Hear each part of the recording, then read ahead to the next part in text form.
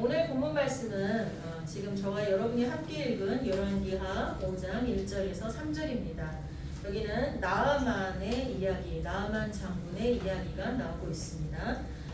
그리고 우리가 한 군데 더 말씀을 좀 보도록 하겠습니다. 창세기 39장 1절에서 6절입니다. 창세기 맨 앞에 있죠. 39장 1절에서 6절.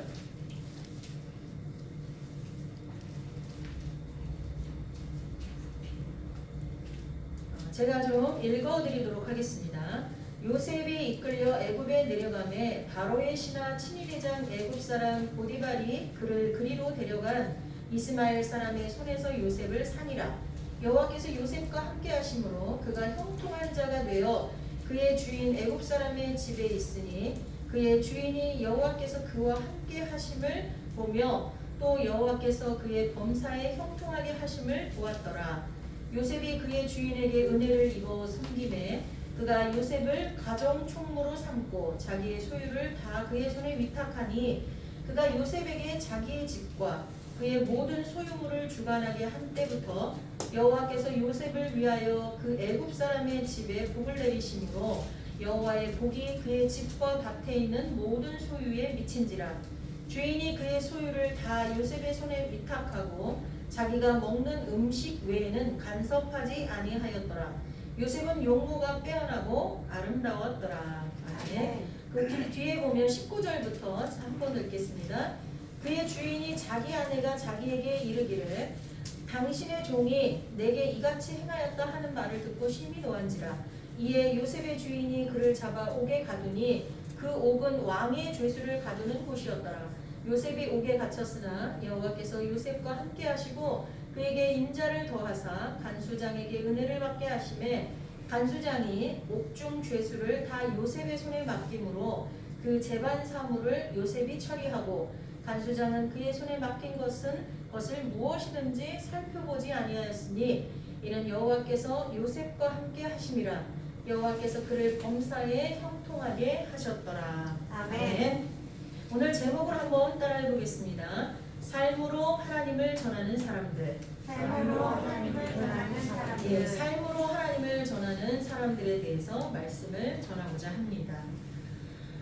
제가 며칠 전에 우리 지성교회 단톡방에다가 대만 배우가 나무주연상을 받을 때 주기도문을 선포하는 거를 영상을 올려드렸어요. 보셨나요? 네, 보신 분도 있고 아닌 분도 있는데 못 보셨다면 오늘 꼭 보시기 바랍니다. 아시겠죠? 사실은 여기에 먼저 띄워드리고 싶은데 이게 연결이 안 돼 있어서 띄워드리질 못합니다. 이 대만에서는 기독교가 좀 박해되고 있죠. 거기도 기독교를 마음 편안하게 막 이렇게 하나님을 섬길 수 있는 곳은 아닙니다. 물론 중국보다는 조금 낫지만 그런 곳에서 공개석상에서 배우가 나무주연상을 받는데 받고 난 다음에 뭐 누구께도 감사합니다, 누구께도 감사합니다 막 이렇게 인사하잖아요. 근데 우리나라 배우들도 그렇고 스포츠 선수들도 그렇고 각계각층에 있는 사람들이 어떤 영광스러운 자리에 올라섰을 때 먼저 하나님께 감사드리고요 이렇게 말하는 그런 사람들이 참 많아요. 그걸 볼 때 가슴이 울컥울컥해요. 야, 나도 좀 유명한 사람이 돼서 그런 시상식장이나 멋진 자리에서 하나님께 영광을 올려드립니다. 나와 함께 하시는 하나님 사랑합니다. 막 이렇게 했으면 좋겠다. 라고 막 그런 생각이 막 들고 그렇게 하는 사람이 참 멋져 보이더라고요. 근데 그 중에서도 가장 탑이 제가 본 이 동영상에 나오는 이첸주라고 이제 중국어로 그러죠. 이첸주. 우리말로는 이천주 이렇게 써놨더라고요. 그 배우가 이렇게 얘기를 하는 거예요. 모든 사람에게 감사하는 건 당연한 거 아닙니까? 앞에 나왔던 사람들이 뭐 누구누구에게 감사하고 누구누구에게 감사하고 저도 모든 분들에게 감사합니다. 근데 저는 이 시간 내가 믿는 하나님 그분께서 나에게 가르쳐 주신 기도문으로 여러분을 축복하며 기도하고자 합니다. 괜찮습니까? 딱 그래요. 그러니까 사람들이 박수를 치더라고요. 근데 요즘 하늘에 계신 하나님 하면서 막 선포를 하는 거예요. 저는 세상에서 가장 멋진 주기도문이었던 것 같아요. 진짜 그게 뭐 그냥 종교가 자유롭게 할 수 있는 그런 나라도 아니고 뭐 거기서 그렇게 주기도문 기념으로 선포를 하니까 거기 있는 그 관객석에 있는 배우들을 쫙 비치는데 얼굴들이 다 환하고 막 고개를 끄덕끄덕하고 막 그러더라고요. 나중에 아멘 하는 거예요. 진짜 멋있는 거예요. 근데 많은 배우들도 하나님께 감사합니다 하는 거를 먼저 하나님께 감사합니다 하는 사람이 있고 쭉쭉쭉쭉쭉 얘기한 다음에 그리고 마지막으로 하나님께 감사합니다 이런 사람도 있어요. 그나마 그리고 마지막으로 하나님께 감사합니다 하는 그런 사람들도 정말 내가 하나님을 믿고 있음을 선포한다는 건 쉽지 않아요. 그만큼 내가 책임감이 많아지잖아요. 우리 저기 계신 박미자 전도사님은요, 전철을 타고 가시거나 버스를 타고 가다가 너무 힘들어서 자리를 양보를 하기 싫을 때는 여기 목걸이가 보일까봐, 십자가 목걸이가 보일까봐 속으로 쏙 집어넣으신대요. 근데 그렇게 말씀하실 때가 제가 볼 땐 60, 70대 되셨거든요. 그럼 굳이 다른 사람한테 자리를 양보 안 해도 되는데 나보다 더 나이 드신 분이 탈까봐 이제 그게 걱정이 되는데 본 다리는 아프고 그러니까 하나님이라도 혹시 망신당할까봐 십자가를 쏙 집어넣으신다고 하더라고요. 생각해보세요. 내가 하나님을 믿는다고 말하는 순간 나는 어떻게 돼야 돼요? 내 삶은 그들에게 평가되게 돼 있어요. 저 사람 정말 하나님 믿는 사람 맞아? 그렇게 살고 있어? 라고 사람들이 내 삶을 본단 말이죠. 그리고 그 삶을 통해서 진짜 하나님은 어떤 분인가 라는 것을 상상하게 된다는 거예요. 우리는요, 예수 그리스도께서 이 땅에 보낸 편지들이에요. 사람들은, 세상 사람들은 우리를 읽고 우리의 삶을 읽고 보고 예수님의 뜻과 예수님의 성품과 예수님의 계획 이런 것들을 알아간다는 거예요. 저와 여러분은 주님께서 세상에 써보낸 편지들답게 그렇게 살고 있습니까? 오늘은 성경에 나온 정말 자신들의 삶으로 하나님을 전하는 사람들을 살펴보려고 합니다. 그 첫 번째가 오늘 본문에 읽은 열왕기 하에 나오는 나아만 장군의 여종입니다. 보통 이 본문을 얘기할 때는 나아만 장군에 대해서 많이 이야기를 하고 있습니다. 나아만 장군의 성품이라든가 그가 하나님을 만나는 과정, 그 속에 하나님의 은혜 이런 것들을 많이 설교하는데 저는 오늘 이 여종에 대해서 좀 집중을 해봤습니다. 여러분 생각해보세요. 이 나아만 장군은 아람의 군대 장관으로서 크고 존귀한 자라고 했어요. 근데 그가 크고 존귀한 자라고 여김을 받은 이유는 여기 뒤에 보면 이는이라는 건 1절에 아람 왕의 군대 장관 나아만은 그의 주인 앞에서 크고 존귀한 자니 이는 그 얘기는 뭐예요? 그 이유는 여호와께서 전에 그에게 아람을 구원하게 하셨습니다. 결국 나아만 장군이 사람들 앞에 크고 존귀한 자가 된 것, 명예와 권세를 한 몸에 받은 것, 이건 이유가 뭐라는 거예요? 하나님께서 그렇게 하셨다는 거예요. 이 아람 사람이 비록 하나님의 백성, 이스라엘 사람은 아니었지만 선택된 선민은 아니었지만 하나님이 주관하셨다는 거예요. 이 세계의 역사는 하나님의 백성들만 하나님이 주관하시는 것이 아니라 이 모든 온 인류, 이 온 우주 만물을 다 하나님이 주관하고 계심을 믿으시기 바랍니다. 아멘. 아멘. 예, 그래서 그가 그런 대우를 받았어요. 그런데 문제는 겉은 화려하고 힘과 권력이 있고 존귀하게 여김받지만 그의 몸은 어떻게 되고 있어요? 썩어져 가고 있었어요. 저는 예전에 자랄 때 부평삼거리라는 인천의 부평에서 살았는데 거기에 공동묘지 가는 쪽에 반대 옆에 쪽에 그 나환자촌이 있었어요. 거기에 나환자들이 살고 있었어요. 문둥이라고 여기서 하죠. 나환자. 근데 진짜 눈썹도 없고요. 심한 사람은 손도 다 뭉그러져서 손가락도 없고 코도 뭉그러져서 콧구멍만 있고 그런 분들이 어쩌다 눈에 띄었어요. 약이 좋아져서 많지는 않았지만 한두 분 있었거든요. 옛날에 소록도에도 많이 심한 분들이 모여 살았잖아요. 근데 이 장군이 지금 그렇다는 거예요. 물론 얼굴이나 보여지는 데는 그렇지 않았겠죠. 그러니까 뭐 장군복을 입고 그렇게 막 싸우고 했겠죠. 근데 이 속을 보면 가족들은 봤을 거예요. 완전히 다 문드러져 가고 있었다는 거예요. 힘과 권력에 있는 장군이니 그 나라에서 할 수 있는 모든 것은 다 있을 거 아니에요. 그 나라가 섬기는 신에게도 절을 하고 막 구해달라고 했을 거고 뭐 온갖 의학이라든가 의약품은 다 갖다가 다 했을 거 아니에요. 의료행위 아니 뭐 주술행위도 하고 별거 다 했을 거예요.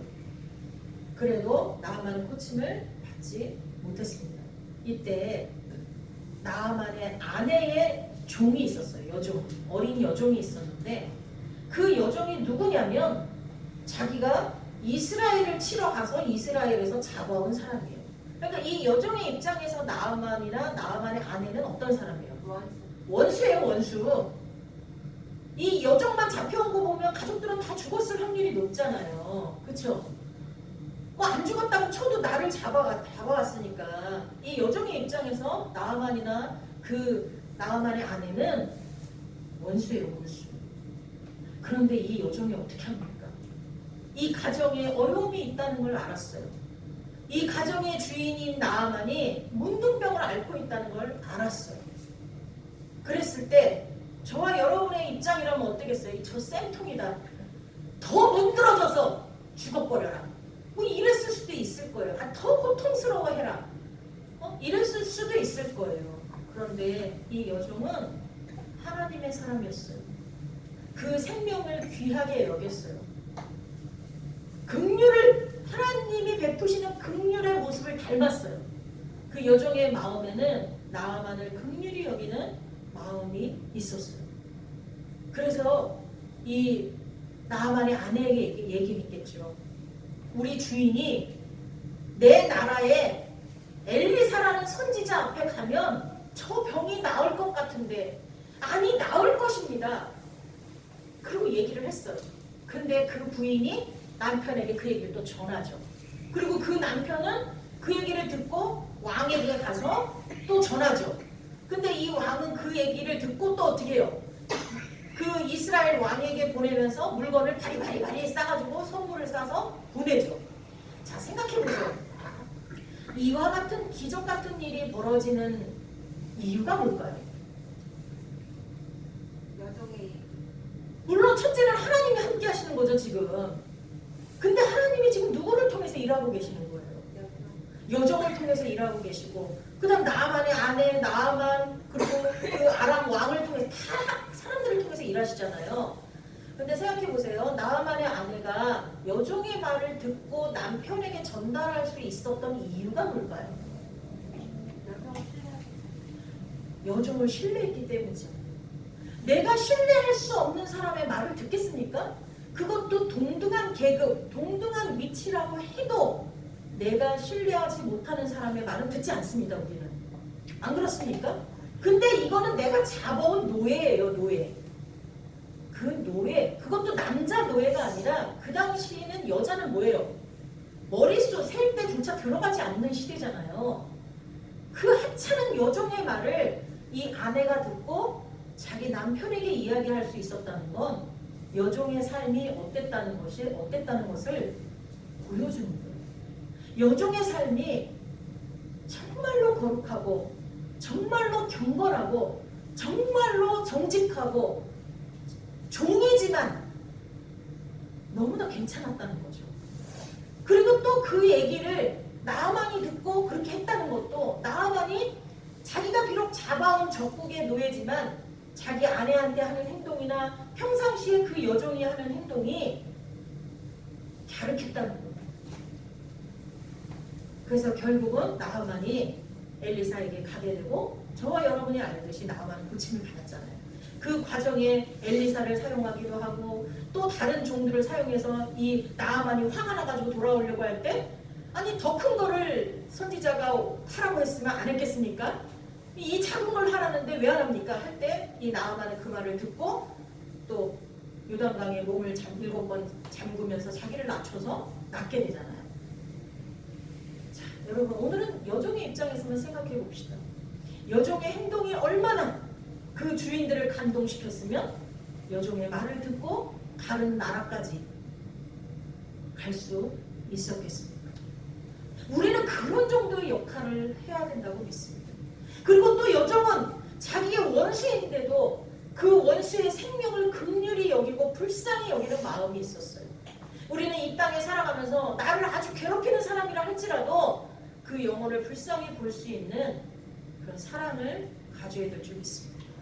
근데 이 두 가지만 가지고 되는 게 아니에요. 나의 생활이 정직하고 경건하고 그리고 원수를 불쌍히 여기는 마음이 있다고 해도요, 하나님에 대한 믿음이 없으면 이것이 가능하지 않아요. 아니 감히 어떻게 지금 이 주인한테 내가 믿음도 없이 엘리사에게 가면 낫겠다고 말을 할 수 있겠어요? 그 주인은 자기가 가지고 있는 권력과 힘으로 오만 것을 다 해봤어요. 그럴싸한 거 다 해봤어요. 근데 어떻게 그 엘리사 선지자 한 사람을 믿고 거길 가라고 할 수 있겠어요? 거기 가서 안 되면, 사람이 최악으로 아무것도 안 되면 어떻게 해요? 난리 나잖아요. 자기의 목숨이 위태로울 수도 있는 그런 상황에서 그러한 일을 담대하게 주인한테 말할 수 있었다는 건 하나님에 대한 믿음, 엘리사 선지자에게 하나님이 함께 하신다는 믿음, 함께 하시면 병든 자를 고칠 수 있다는 그 믿음이 이 여종에게 있었기 때문인 줄 믿습니다. 우리에게는 그 믿음이 필요합니다. 아멘. 그 다음에 우리 창세기에서 여러분 읽었죠. 창세기에 나오는 족장, 유명한 족장 4명이 있습니다. 누구죠? 첫째? 믿음의 조상 아브라함, 그의 아들 이삭. 아브라함 하면 믿음의 조상, 그 아들 이삭 하면은 이삭은 아주 순종의 아이콘이죠. 그 다음에 그 이삭의 아들 야곱, 에서와 야곱이 있는데 둘째 야곱. 야곱하면 뭐예요? 발뒤꿈치를 잡은 자, 속이는 자. 그렇지만 결국은 이 야곱이 이름이 이스라엘로 바뀌면서 이스라엘을 이루는, 뼈대를 이루는 그 위대한 인물이 되죠. 그 다음에 그 아들 중에 11번째 가장 야곱이 사랑했던 아들이 누구예요? 요셉입니다. 요셉은 예수님을 비추는 거울이라고 볼 수 있어요. 요셉의 삶이나 요셉이 당한 고난이나 그런 것들이 예수님을 비춰주고 있다. 보통 그렇게 성경에서 이야기를 하거든요. 근데 요셉은 우리가 알지만 아빠의 사랑을 너무나 극도로 받다 보니까 나머지 형제들이 어때요? 희생을 하고 미워하잖아요. 그래서 결국은 이 형제들이 요셉을 갖다가 애굽으로 팔아버리죠. 근데 애굽에 생각해보세요. 말도 안 통하는 그런 곳에 내가 여행을 가도 힘든데 노예로 팔려갔어요. 얼마나 무섭고 두렵겠어요. 어린 청소년기에. 근데 거기서 그 애굽 친위대장, 그 친위대장의 친위대장 보디발의 가정에 가게 됩니다. 근데 이 요셉이 거기서 얼마나 열심히 했으면 이 친위대장이 요셉에게 자기 아내랑 자기가 먹는 거 빼고는 하나도 관여하지 않고 다 맡겼겠습니다. 교회에서도요, 재정은 누구한테 맡기죠? 재정은요, 가장 믿을 만한 사람한테 맡기잖아요. 그렇죠? 그렇게 보면 예수님의 제자 중에 예수님을 팔아먹은 가룟 유다가 재정을 맡고 있었잖아요. 원래는 가장 큰 신임을 받았던 사람일 거예요. 근데 예수님 팔아먹었죠. 교회에서도 재정을 맡은 사람이 가장 유혹이 많아요.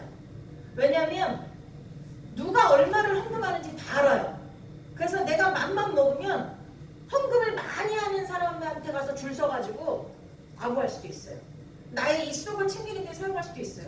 또 큰 교회에서 재정을 맡다 보면 교회가 무슨 일을 할 때 상대하는 그 회사나 뭐가 있잖아요. 거기서 그걸 뭘 받는 거 있죠. 커미션, 리베이트 뭐 이런 것들을 받을 수도 있어요. 옛날에 진짜 그런 게 많았어요. 그래서 교회 안에서도 온갖 유혹에 가장 많이 빠질 수 있는 곳이 재정이에요. 그거는 솔직히 말해서 다른 회사나 일반 거기서도 마찬가지겠죠. 이 돈을 만지는 사람들이 가장 유혹을 받아요. 그렇기 때문에 가장 믿을 만한 사람을 보내잖아요. 그쵸? 근데 이 요셉한테 지금 뭘 맡긴 거예요? 돈을 맡긴 거예요. 아예 돈을 다 맡겼어요. 모든 거, 인사권도 맡겼어요. 재정 다음에 제일 중요한 게 또 뭐예요? 인사권이잖아요. 인사권. 그것까지 다 맡겼어요. 여러분, 우리는 몇 줄로서 읽고 넘어갔지만 이 요셉의 삶을 생각해 보세요. 얼마나 정직하고 얼마나 성실하면 노예한테, 젊은 애한테 이걸 맡길까? 우리는 상상을 해봐야 돼요. 어떻게 했으면 이게 가능할까? 근데 거기다가요, 또 무슨 일이 벌어져요?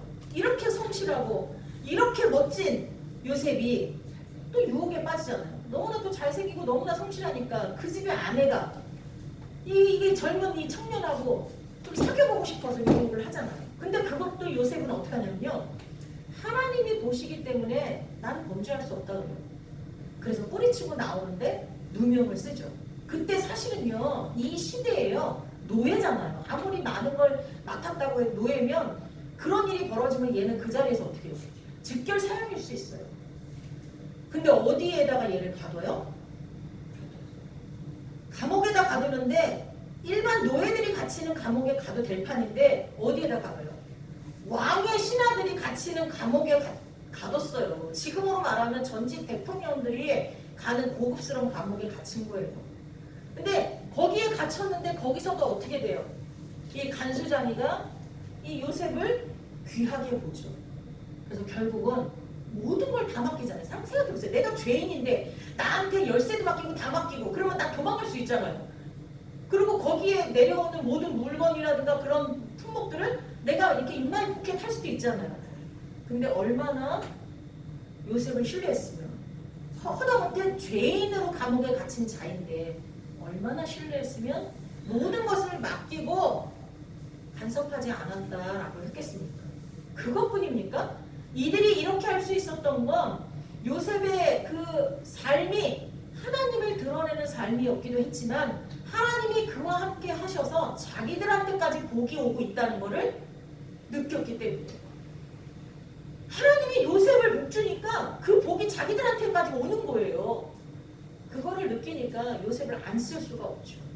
여러분, 지금 저와 여러분은 우리를 통해서 복이 우리의 가정, 우리의 친척, 우리의 동료, 이웃들에게 흘러가고 있습니까? 있어야 돼요. 나를 통해서 내 주변의 사람들에게 좋은 것들, 선한 영향력들이 흘러가고 있어야 될 줄 믿습니다. 왜냐하면 그걸 통해서 주변 사람들이 예수 그리스도께 나오게 되어 있으니까요. 마지막으로 이들보다 더 삶으로 하나님을 전한 분을 소개하고 마치겠습니다. 그분이 누굴까요? 예수님입니다. 예수님이에요. 누가복음에 보면 누가복음 7장 20절에서 22절 말씀을 보면 제가 잠깐 읽어드릴게요. 그들이 예수께 나아가 이르되 세례 요한이 우리를 보내어 당신께 여쭈어보라고 하기를 오실 그이가 당신이 오니까 우리가 다른 일을 기다리오니까 하더니 이게 무슨 말이냐면 세례 요한이 활동하고 있었어요. 그리고 세례 요한의 제자들이 엄청 많았거든요. 그런데 예수님이 좀 뒤늦게 오셨잖아요. 뒤늦게 오셔서 이제 공생애를 막 시작을 하셨는데 세례 요한은 예수님이 메시아인 거를 자기가 세례를 줄 때 성령이 임함을 통하여서 알았잖아요. 근데 그래도 좀 이제 의심이 생기죠. 그러니까 어떻게 해요? 자기 제자들을 보내서 좀 더 한번 확인해보고 오라고 하잖아요. 그래서 갔는데 제자들이 물어봐요.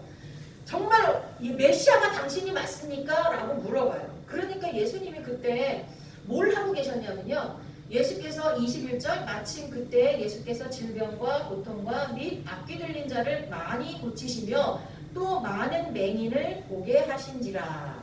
그러니까 질병을 치료하고 계셨어요. 이렇게 막 치료하고 계셨어요. 그때 그들이 와서 물어본 거예요. 그러니까 예수님 뭐라 하시냐면 22절에 예수께서 대답하여 이르시되 너희가 가서 그러니까 너희들을 보낸 스승인 요한에게 가서 보고 들은 것을 요한에게 알리라고 해요. 니네가 보고 들은 걸 그냥 가서 말하래요. 오실 그이가 당신이 오니까 했을 때 예수님이 그래 나야 라고 대답한 게 아니라 지금 내가 하고 있는 걸 보고 니네들이 봤잖아? 그리고 들었잖아? 그걸 가서 얘기해. 이렇게 말하는 것입니다. 맹인이 보며 못 걷는 사람이 걸으며 나병 환자가 깨끗함을 받으며 귀먹은 사람이 들으며 죽은 자가 살아나며 가난한 자에게 복음이 전파된다 하라. 그렇게 말하는 거예요. 근데 사실 이 말씀은 구약에 이미 메시아가 오셔서 행할 일들에 대해 예언되어 있는 거예요. 그러니까 여기는 의미가 있죠. 자, 메시아가 당신이 오니까 했을 때 예수님 그런 거예요. 구약에 메시아가 오면 어떤 일을 한다고 되어 있지. 근데 그걸 지금 내가 하고 있어. 그럼 내가 누구겠어? 생각해봐. 메시아 맞잖아. 그렇게 대답을 해주신 거예요. 그 다음에 또 하나는 내가 지금 이런 것들을 하고 있는데 이게 사람의 능력으로 되겠어? 그러니까 뭐예요? 하나님이 함께 하시고 있는 거야. 하나님이 하시는 거야. 그걸 볼 때 내가 메시아인 걸 너네 알 수 있지 않겠어? 라고 이렇게 말씀하시는 거죠. 여러분, 우리도 이렇게 해야 돼요. 예수님은 하나님이세요. 하나님이시지만 인간의 몸을 빌려서 오셨어요.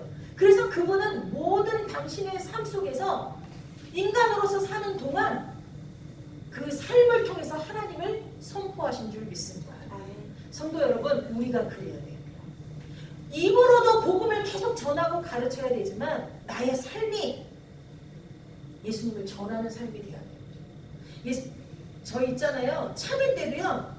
아유, 내가 저 사람하고 부딪히기 싫어서 참는다. 이게 아니라 나는 예수님 때문에 참는 거야. 예수님이 십자가상에서 끝까지 참으셨으니까. 예수님이 12영이나 더 되는 군사들을 데려와서 다 그냥 다 죽여버릴 수도 있는데 참으셨으니까. 예수님이 참으셨으니까 나도 참아. 그래야 예수님이 그 참으시는 모습을 나를 통해서 보일 수가 있지. 진짜 철천지 원수 같고 미운 사람도 예수님이 나를 용서해 주셨는데 내가 어떻게 저 사람을 용서 안 할 수 있겠어? 그리고 예수님이 용서하라고 했는데 하고 용서하시기 바랍니다. 에이, 내가 그냥 생각 안 하고 살면 돼. 이게 아니라 누구를 용서할 때도, 내가 참을 때도, 내가 베풀 때도 내가 돈이 있고 뭐가 있어서 베푸는 거야. 아니, 받는 것보다 주는 게 행복하지. 이래서가 아니라 주님이 그렇게 하셨습니다. 여러분, 우리들의 삶을 통해서 살아계신 예수 그리스도를 전하는 저와 여러분이 될 수 있기를 예수님의 이름으로 축원합니다. 기도하겠습니다. 사랑의 하나님, 감사합니다. 오늘은 말씀을 통해서 정말 자신들의 삶에서 하나님을 믿는 단단한 믿음과 하나님, 그리고 영혼을 불쌍히 여기고 긍휼히 여기는 그 사랑과, 그리고 어떠한 역경 속에서도 담대하게 예수 그리스도를 선포해서 많은 열매를 얻는 그런 하나님의 사람들을 보았습니다. 특별히 우리 예수님께서 이 땅에 오셔서 삶으로 메시아임을 선포하시는 모습을 보았습니다. 하나님, 우리도 정말 이렇게 코로나 시대에 밖에 나가서 악수 한번 하는 것도 자유롭지 못하고, 무엇을 전해주는 것도 자유롭지 못하고, 예전처럼 가가호호 찾아가서 문을 두드리고 전도할 수도 없고, 여러 가지로 길이 막혀있는 이때에 정말 내 삶을 통해서 살아계신 예수 그리스도를 전할 수 있는 우리들이 되도록 도와주옵소서. 예수님의 이름으로 기도하옵나이다. 아멘.